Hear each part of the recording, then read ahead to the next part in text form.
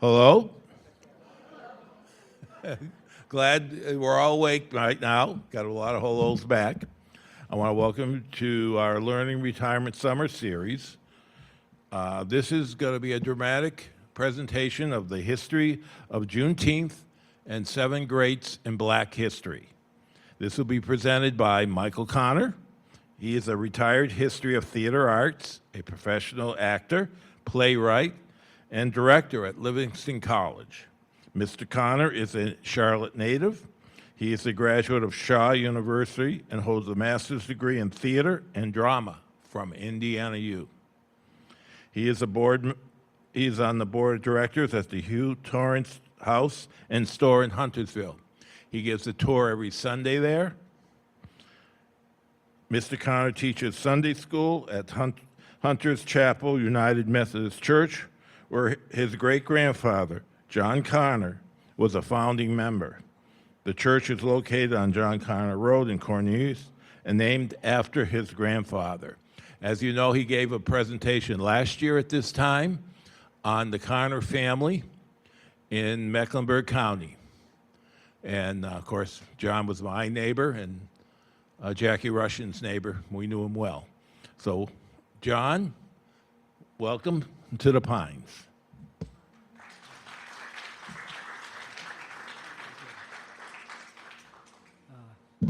Thank you, thank you.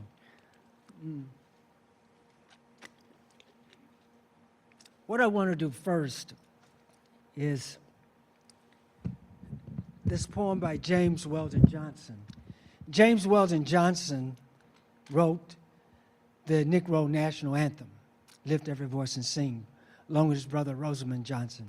This is a poem that he once wrote called The Creation. God stepped out on space. He looked around. So I'm lonely. I'll make me a world. Then down between the darkness and the light, he hurled the world. The sun was on his right. The moon was on his left. Stars were clustered about his head. And God walked. And where he trod, his footsteps hollowed the valleys out, bulged the mountains up. And God stopped and saw that the earth was hot and barren. So God stepped over to the edge of the world, and he spread out the 7 seas. He batted his eyes in a lightning flash. He clapped his hands, and thunder rolled, and the waters from the earth came down. The cooling waters came down, and the green grass sprouted, and the red flowers blossomed, and the pine tree pointed its finger to the sky. And God said, "That's good." Then God reached out and took the light in his hands, and then God smiled, and the rainbow appeared and curled itself around his shoulders. God raised his arm, waved his hands over the sea and over the land, and he said, "Bring forth, bring forth." And quicker than God could drop his arms, fish and fowls and beasts and birds swam the rivers and the seas, roamed the forests and the woods, and split the air with their wings. And God said, "That's good." Then God looked around, walked around, looked on all his living things. He looked at his sun.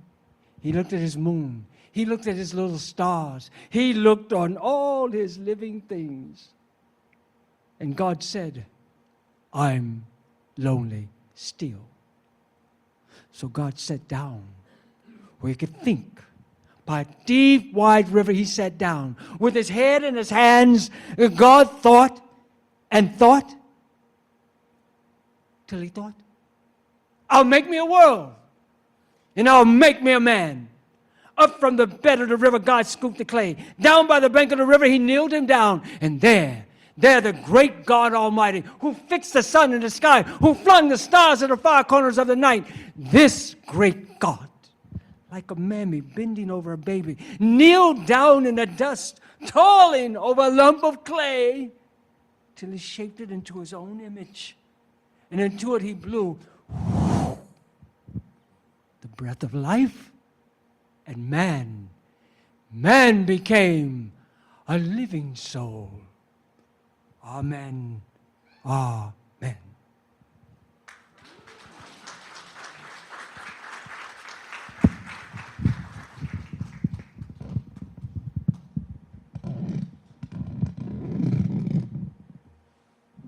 Juneteenth. It originated in Galveston, Texas, where on June 19, 1865, the Union troops arrived and they announced that all enslaved people in the state were now free, making the end of slavery in Texas. The date, June 19th, 1865.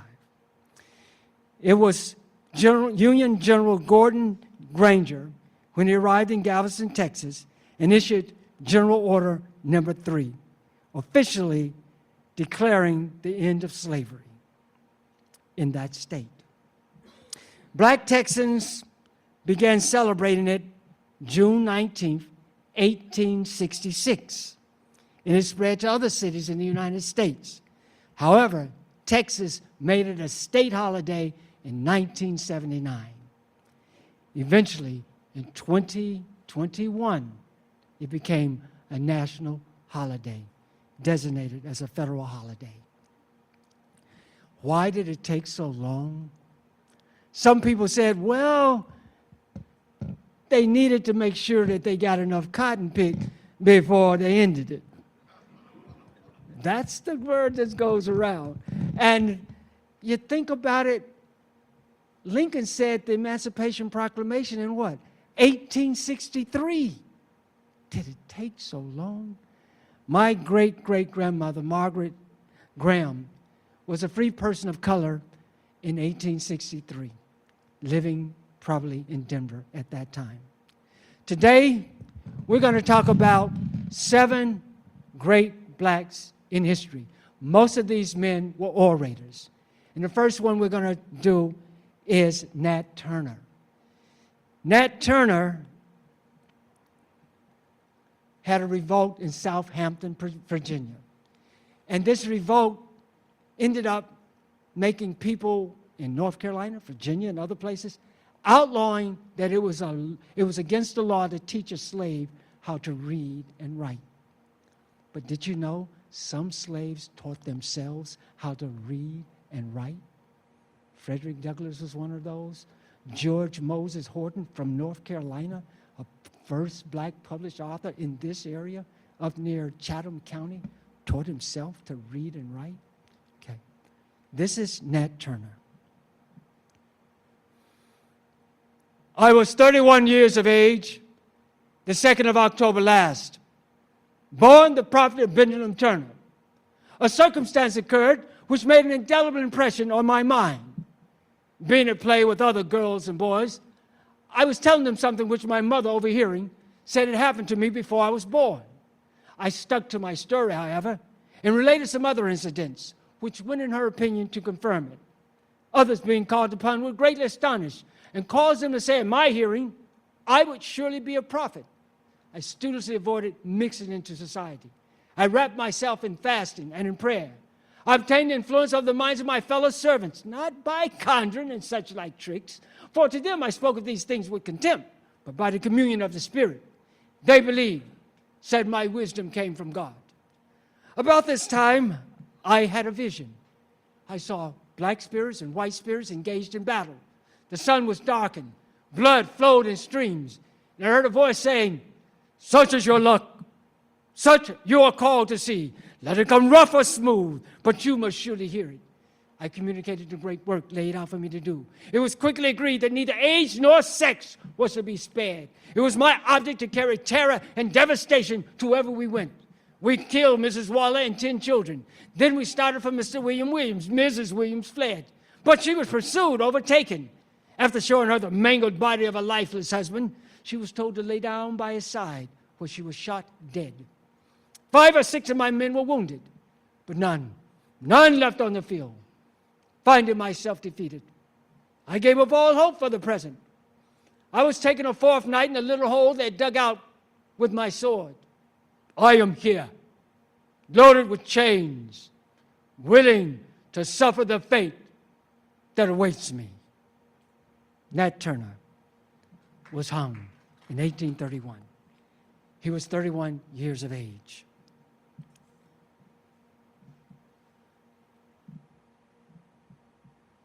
Frederick Douglass, a great orator who taught himself to read and write.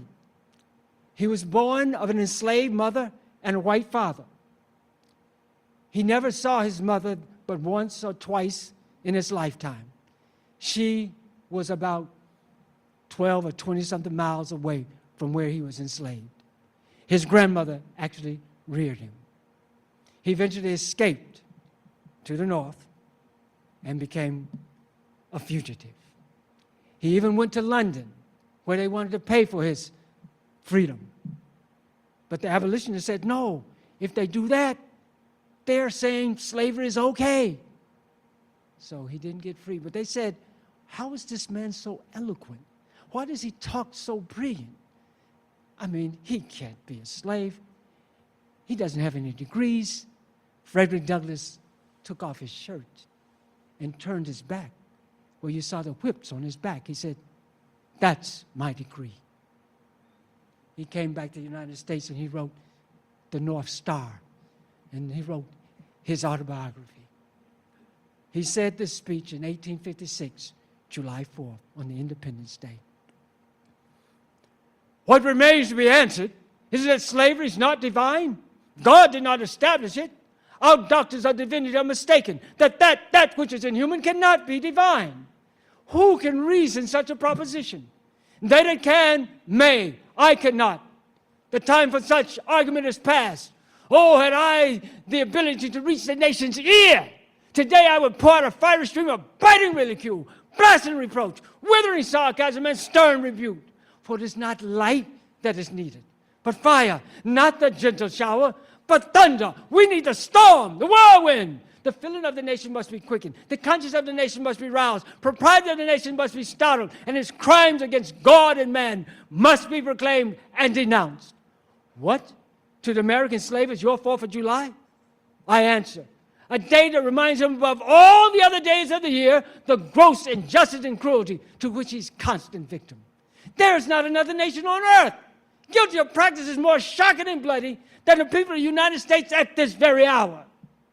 How could I love a country that dooms 3 million of my people, some of them my own brothers and sisters, who are now clanking the chains of slavery upon the plains of the South, and whose warm blood is now fattening the soils of Maryland and Alabama, and whose crushed spirits lies that dark shadow of oppression, shutting out and extinguishing forever those cheering bright rays of sunlight, lighting the souls of all of God's children by the omnipotent hand of deity itself.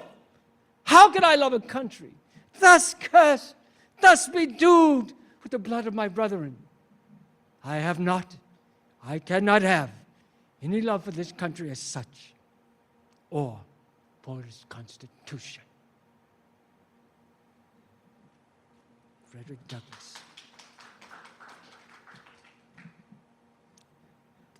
Booker T. Washington spoke to an all-white audience in Atlanta, just coming out of slavery. He was born 1856 and 1915, and he gave this speech in Atlanta. This is what he said. He was also responsible with Julius Rosenwald to making the Rosenwald schools. You have one, I think it's Burgess Supply, on Sanford Road. That was a Rosenwald school. There's also one Dell something in Huntersville. There's one that still exists. The windows with the long windows. My father went to a Rosenwald school during elementary time. They had to walk 5 miles there and 5 miles back. This is what Booker T. Washington said. The Negro's greatest danger is in the leap from slavery to freedom. We may overlook the fact that the majority of us must live by the production of our hands. It's at the bottom of life we must begin, not at the top. You and your families can be sure in the future, as you have in the past, that you'll be surrounded by the most loyal, faithful, law-abiding citizens the world has ever seen. In all things that are purely social, we could be as separate as the fingers, and yet one hand, and all things that are central for mutual progress. The wisest of my race understand that the agitation of questions of social equality is of extreme folly. It is right and just that the privileges of the law be ours, But we must be prepared to accept those privileges. The opportunity to earn $1 in a factory just now is worth infinitely more than to be able to spend $1 at an opera house. Booker T. Washington. Booker T. Washington was opposed by W.B. Du Bois, one of the founding members of the NAACP, 1868-1963. This is what W.B. Du Bois said about Booker T. Washington.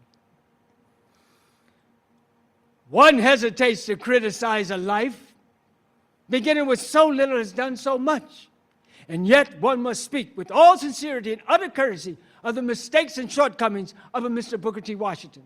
Mr. Washington asked that the Negro concentrate his energies on industrial education, the accumulation of wealth, and the consolidation of the South.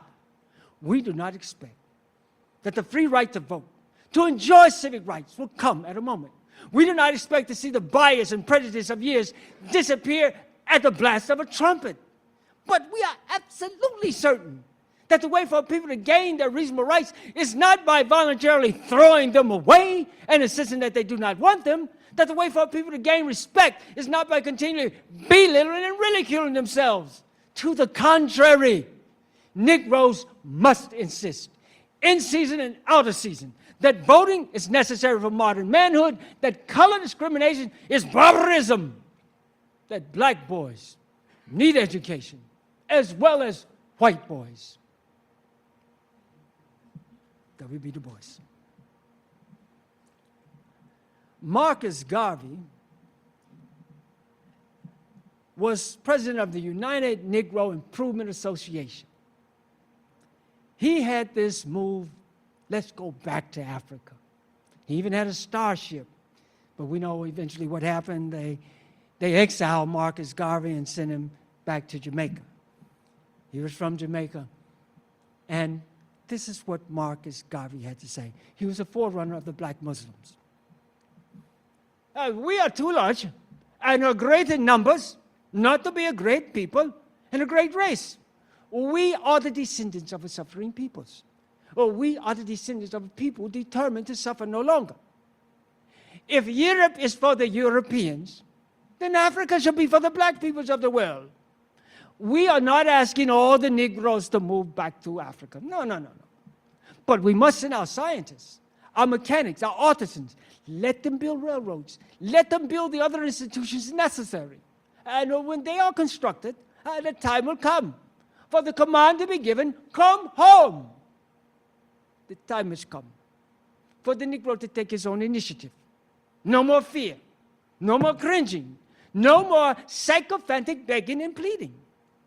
Destiny leads us to liberty, to freedom. The freedom that Victoria of England never gave. The liberty that Lincoln never meant.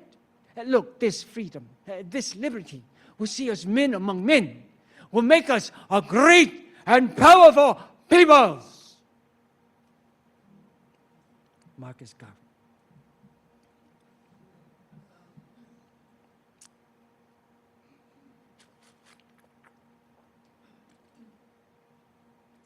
Although Marcus Garvey was not a black Muslim, but the black Muslims, he had a great effect on them because he was teaching basically Pan-Africanism. A man that came up during the time and made a lot of people angry was Malcolm X. In his later years, he tempered what he was saying, and he was assassinated at the age of 39 years old. Malcolm X talked to a predominantly black audience, and he had this to say. They sent you to Korea, you bled. They sent you to Germany, you bled. They sent you to Japan, you bled. You bleed for white people. But when it comes to your own people, you haven't got any blood. I hate to say this about us, but it's true. How are you going to be nonviolent in Mississippi and Alabama when your churches are being bombed and your little girls murdered? And at the same time, you're going to get violent with Hitler and Tojo and somebody else you don't even know. Now, speaking like this does not mean that I'm anti-American. I'm not. I'm not anti-American or un-American. And I'm not saying that to defend myself, because if I was that, I'd have every right to be that after what this country's done to us. This country should get down on its hands and knees every morning and thank God that 22 million black people are not anti-American. You're giving us every right to be. See, you need a revolution. And whoever had a revolution where they lock arms singing "We Shall Overcome." You don't do that in a revolution. You don't do any singing. You're too busy swinging. Revolutions are never fought by begging someone for an integrated cup of coffee. Revolutions are fought to gain control over land. Now, they call me the angriest man in America. I wouldn't deny that charge. I spoke as I felt. They call me a fomenter of violence. I'm not for violence. I'm for justice. I believe if whites are attacked by Negroes and the forces that be are unable or unwilling to protect those whites, then they should pick up arms if necessary. And I believe if Negroes are attacked by whites, they should pick up arms if necessary. Malcolm X advocates armed Negroes. Well, I believe it's a crime for anybody who's being brutalized to continue to accept that brutality and not do something about it.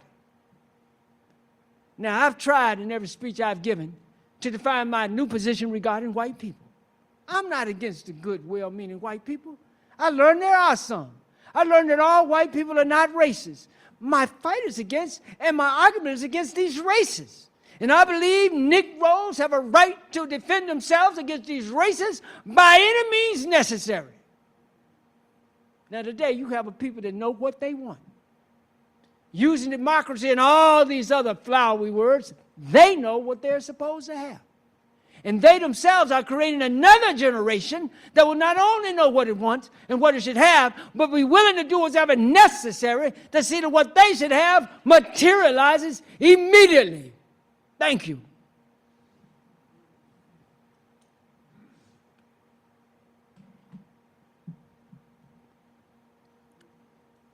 Dr. Martin Luther King gave a speech in Washington about a dream. He also, like Malcolm, died at the age of 39. Of course, Malcolm X was older than King. A lot of people thought that King was older than Malcolm.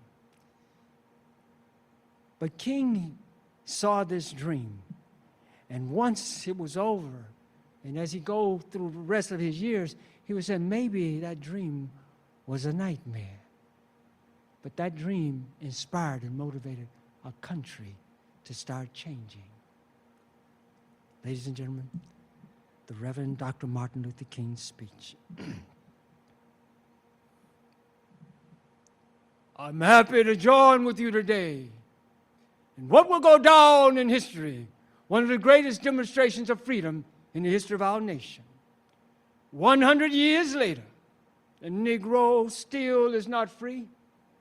The Negro finds himself on an island of poverty, exiled in his own land 100 years later. We come here today to dramatize a shameful condition. America's giving the Negro people a bad check, a check that's come back marked insufficient funds. But we refuse to believe that the Hall of Justice is bankrupt. And so we've come to cash this check, a check that upon demand will give us the riches of freedom and the security of justice. We cannot turn back. And we can never be satisfied as long as our children are robbed of their pride. And we can never be satisfied as long as a Negro in Mississippi cannot vote and the Negro in New York believes he has no reason in which to vote. No, we're not satisfied. And we will never be satisfied as long as justice rolls down like a mighty stream.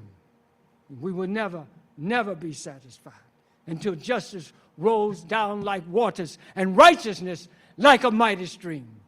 Now, there's a black militancy engulfing our community today, but I say I don't want you to be fooled by it. We cannot hate all white people. As evident by their presence here today, they understand that their destiny is tied in to our destiny. Now is the time. Now is the time to rise from the dark and desolate valleys of segregation to the sunlit path of racial justice. Now is the time. I say to you today, my friends, in spite of the difficulties, the frustrations of the moment, I still have a dream. It's a dream deeply rooted into the American dream. I have a dream. One day this nation will rise up and live out the true meaning of its creed. We hold these truths to be self-evident, that all men are created equal. I have a dream today that on the red hills of Georgia, the sons of former slaves and the sons of former slave owners will one day sit down together at the table of brotherhood. I have a dream today that my 4 little children will live in a nation where they will not be judged by the color of their skin, but by the content of their character. I have a dream that the governor of Alabama, whose lips are presently dripping with the words of interposition and nullification, will be transformed into a situation where little black boys and little black girls will be able to join hands with little white boys and little white girls and walk together as sisters and brothers. I have a dream today that America will sing with new meaning. My country, 'tis of thee. Sweet land of liberty, of thee I sing. Land where my fathers died, land of the pilgrim's pride. From every mountainside let freedom ring. And if America is to be a great nation, this must become true. So let freedom ring from the curvaceous peaks of California. Let freedom ring from the snow-capped Rockies of Colorado. But not only that, let freedom ring from the Tar Heels of North Carolina. Let freedom ring from Lookout Mountain, Tennessee. Let freedom ring from Stone Mountain, Georgia. Let freedom ring from every hill and molehill of Mississippi. From every mountainside, let freedom ring.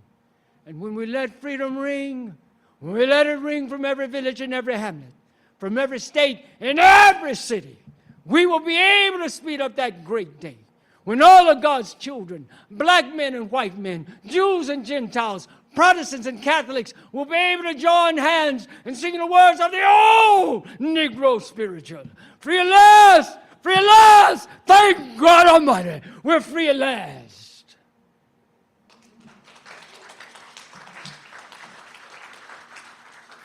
Thank you. Thank you. It's been a pleasure, speaking before you today, and hopefully it gives us a lot more hope of the future. Anybody have any questions? John and I, raise your hands. Oh,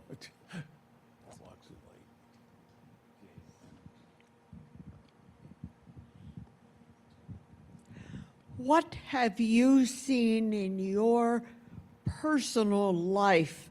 How has anything changed as you have gotten older?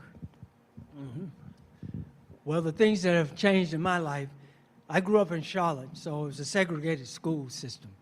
Okay, so that has changed. My great nephew and my great nieces now participate in the Nutcracker.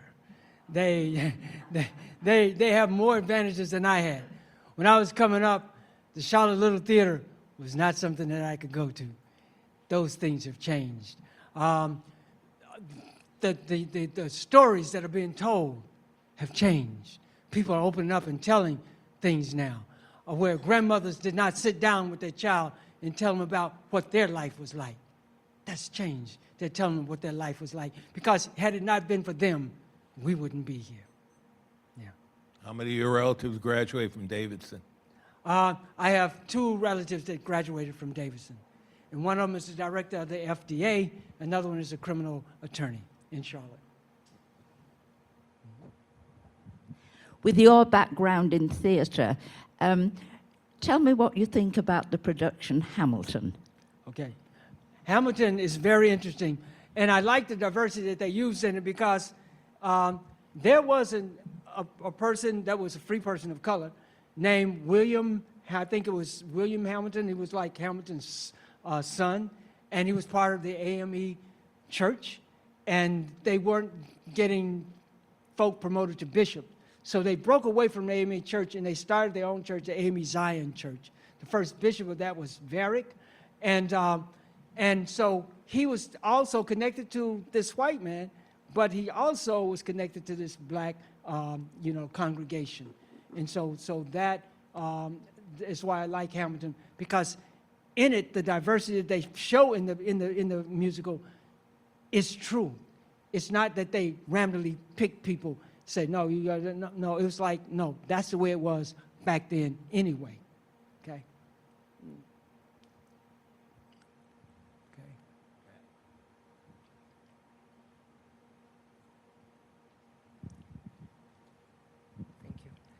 Thank you. Given the diversity business now with the schools being censored in terms of what they're showing the kids, how are you going to maintain the real story of slavery and what happened in America and its accomplishments if those are pages that are now being taken away from the history books? I'm glad you asked that question, because storytelling is I'm a member of the North Carolina Black Storytellers. But also we understand that stories aren't just passed down through people.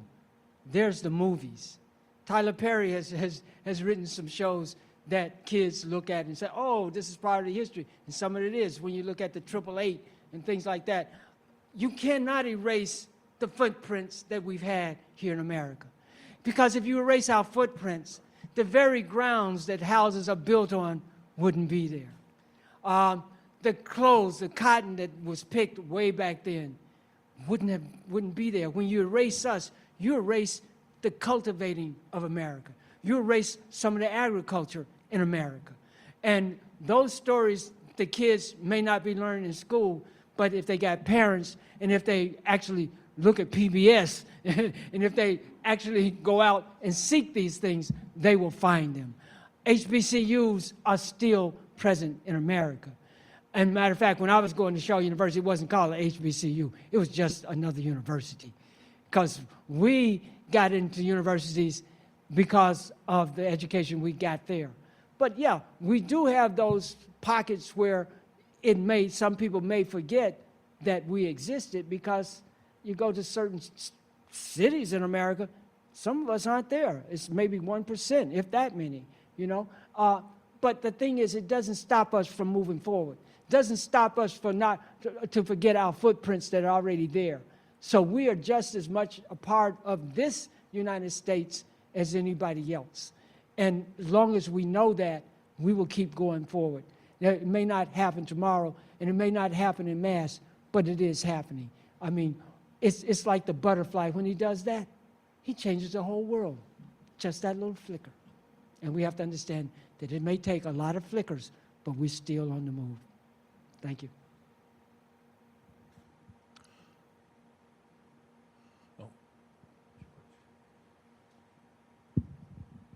This is not a question, it's just to thank you for an incredibly uplifting and enlightening presentation.